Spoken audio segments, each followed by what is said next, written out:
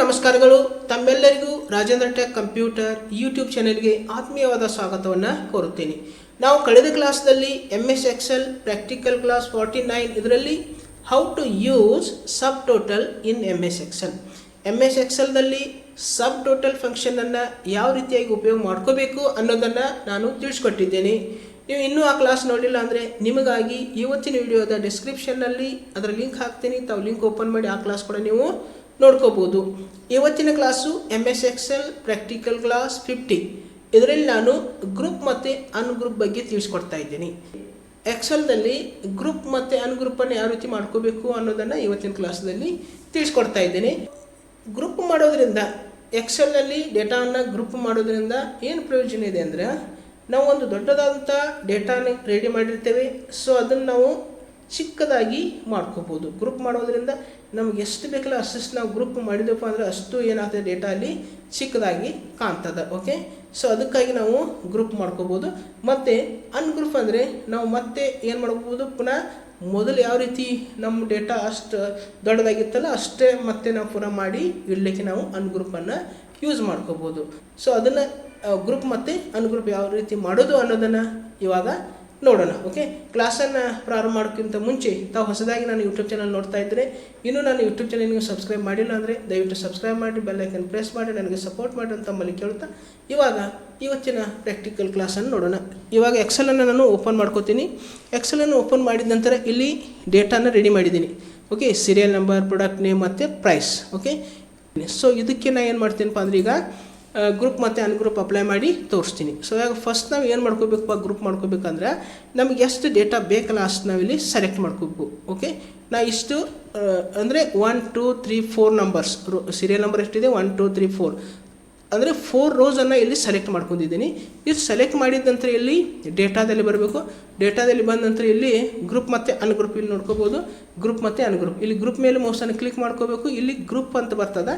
So ಇದ್ರ ಮೇಲೆ ಮೌಸನ್ನು click ಮಾಡ್ಕೋಬೇಕು. ಕ್ಲಿಕ್ ಮಾಡಿದ ನಂತರ ಇಲ್ಲಿ ಒಂದು ಡೈಲಾಗ್ ಬಾಕ್ಸ್ ಬರ್ತದೆ. ಸೊ ಇದರಲ್ಲಿ ರೋಸ್ ಕಾಲಮ್ಸ್ ನಾವು ಯಾವುದು ಗ್ರೂಪ್ ಮಾಡಬೇಕು ಅದನ್ನು ಕೇಳ್ತದೆ.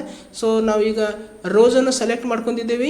ಓಕೆ, ಅದಕ್ಕೆ ಇಲ್ಲಿ ಓಕೆ ಕೊಡೋದು, ರೋಸ್ ಸೆಲೆಕ್ಟ್ ಮಾಡ್ಕೊಳ್ಳೋದು. ಓಕೆ, ಕಾಲಮ್ಸ್ ಇದ್ದರೆ ಕಾಲಮ್ ಸೆಲೆಕ್ಟ್ ಮಾಡ್ಕೋಬೇಕಾಗ್ತದೆ ಮತ್ತು ಇಲ್ಲಿ ಓಕೆ ಕೊಡಬೇಕಾಗ್ತದೆ. ಸೊ ಇವಾಗ ನಮ್ಮದು ರೋಸ್ ಸೆಲೆಕ್ಟ್ ಇದ್ದಾವೆ. ಸೊ ಅದಕ್ಕೆ ರೋಸ್ ಸೆಲೆಕ್ಟ್ ಇದೆ, ಇಲ್ಲಿ ಓಕೆ ಕೊಡೋದು. ಓಕೆ ಕೊಟ್ಟ ನಂತರ ಇಲ್ಲಿ ಮೈನಸ್ ಒಂದು ಸಿಂಬಾಲ್ ಬರ್ತದೆ. ಸೊ ಇದ್ರ ಮೇಲೆ ಮೌಸನ್ನು ಕ್ಲಿಕ್ ಮಾಡಿದಾಗ ಇಲ್ಲಿ ನೋಡ್ಕೋಬೋದು ಆಟೋಮೆಟಿಕ್ಕಾಗಿ ಏನಾಗಿದಾವಪ್ಪ ಅಂದರೆ ಇಲ್ಲಿ ಗ್ರೂಪ್ ಆಗಿದ್ದಾವೆ.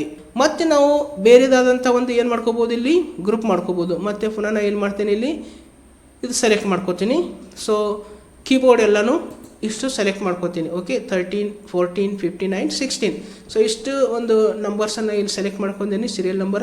ಮತ್ತು ಪುನಃ ಇಲ್ಲಿ ಗ್ರೂಪ್ದಲ್ಲಿ ಬರ್ತೀನಿ ಮತ್ತು ಇಲ್ಲಿ ಗ್ರೂಪ್. ಓಕೆ, ಮತ್ತು ಇಲ್ಲಿ ರೋಸ್ ಇಲ್ಲಿ ಓಕೆ. ಸೊ ಇದು ಕೂಡ ಏನಾಗಿದೆ, ಇಲ್ಲಿ ಒಂದು ಗ್ರೂಪ್ ಆಗಿದೆ. ಇಲ್ಲಿ ಮೈನಸ್ ಮೇಲೆ ಕ್ಲಿಕ್ ಮಾಡ್ತೀನಿ. ಸೊ ಇವಾಗ ನೋಡ್ಕೋಬೋದು ಒಂದು ದೊಡ್ಡದಂಥ ಡೇಟಾ ಇದ್ದದ್ದು ಏನಾಗ್ತಾ ಇದೆ, ಚಿಕ್ಕದಾಗಿ ಕಾಣಿಸ್ತಾ ಇದೆ. ಸೊ ಈ ಪ್ರಕಾರ ನಾವು ಏನು ಮಾಡ್ಕೋಬೋದಪ್ಪ ಅಂದರೆ ಇಲ್ಲಿ ಗ್ರೂಪ್ ಮಾಡ್ಕೋಬೋದು.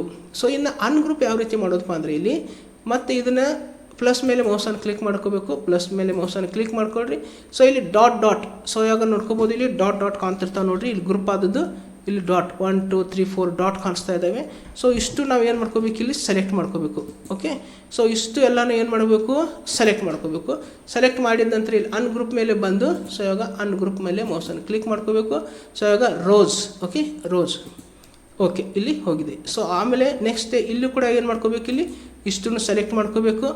ಸೆಲೆಕ್ಟ್ ಮಾಡ್ಕೊಂಡು ಮತ್ತೆ ಇಲ್ಲಿ ಅನ್ಗ್ರೂಪ್ ಮೇಲೆ ಬಂದು ಮತ್ತು ಇಲ್ಲಿ ಅನ್ಗ್ರೂಪ್ ಮತ್ತು ಇಲ್ಲಿ ರೋಸ್ದ ಇಲ್ಲಿ ಓಕೆ.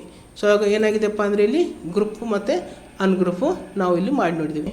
ಸೊ ನಮಗೆ ಈಗ ಸೀರಿಯಲ್ ನಂಬರ್ಸನ್ನು ನಾನು ಏನು ಮಾಡಬೇಕಾಗಿದೆ, ಇಲ್ಲಿ ಅಷ್ಟನ್ನು ಸೀರಿಯಲ್ ನಂಬರ್ಸನ್ನು ಇಲ್ಲಿ ಗ್ರೂಪ್ ಮಾಡ್ಕೋತೀನಿ. ಓಕೆ, ಗ್ರೂಪ್ ಮಾಡ್ಕೋಬೇಕಾಗಿದ್ರೆ ಈ ಕಾಲಮ್ಸ್ ಇಡೀ ಕಾಲಮ್ಸನ್ನು ಸೆಲೆಕ್ಟ್ ಮಾಡ್ಕೊಳ್ಳೋದು, ಗ್ರೂಪ್ನಲ್ಲೇ ಬರಬೇಕು ಮತ್ತು ಇಲ್ಲಿ ಗ್ರೂಪ್. ಇವಾಗ ನಾವು ಯಾವ ಸೆಲೆಕ್ಟ್ ಮಾಡ್ಕೋಬೇಕಪ್ಪ ಅಂದರೆ ಇಲ್ಲಿ ರೋಸ್ ಇದೆ.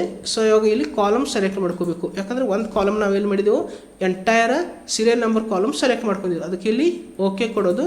ಆಟೋಮೆಟಿಕ್ ಆಗಿದೆ ಏನಾಗಿದೆ, ಇಲ್ಲಿ ಮೇಲ್ಗಡೆ ಬಂದಿದೆ ನೋಡಿರಿ. ಇಲ್ಲಿ ಮೈನಸ್ ಮೇಲೆ ಕ್ಲಿಕ್ ಮಾಡಿದರೆ ಇಲ್ಲಿ ಏನಾಗಿದೆ, ಇಲ್ಲಿ ಗ್ರೂಪ್ ಆಗಿಬಿಟ್ಟಿದೆ. ಓಕೆ, ಸೊ ಇವಾಗ ಮತ್ತೆ ಪ್ಲಸ್ ಮೇಲೆ ಕ್ಲಿಕ್ ಮಾಡಿದರೆ ಇಲ್ಲಿ ಶೋ ಆಗ್ತದೆ. ಓಕೆ, ಇಲ್ಲಿ ಮೈನಸ್. ಸೊ ಇಲ್ಲಿ ಮತ್ತೆ ಇಲ್ಲಿ 2 ಮೇಲೆ ಮೌಸನ್ನು ಕ್ಲಿಕ್ ಮಾಡಿದಾಗ ಬರ್ತದೆ ಮತ್ತು 1. ಓಕೆ, ಇಲ್ಲಿ 1 ಮತ್ತು 2 ನಂಬರ್ಸ್ ಬಂದಿರ್ತವೆ ನೋಡ್ಕೋಬೋದು ಇಲ್ಲಿ. ಓಕೆ, 2 ನಂಬರ್ಸ್ ಇಲ್ಲಿ ಏನಾಗ್ತದೆ ಡೇಟಾ ಎಲ್ಲ ಮತ್ತು ಕಾಣ್ತದೆ ಇಲ್ಲಿ, ಮತ್ತು 1 ನಂಬರ್ ಮೇಲೆ ಮೌಸ್ ಕ್ಲಿಕ್ ಮಾಡಿದರೆ ಏನಾಗ್ತದೆ ಇಲ್ಲಿ ಗ್ರೂಪ್ ಆಗ್ತದೆ.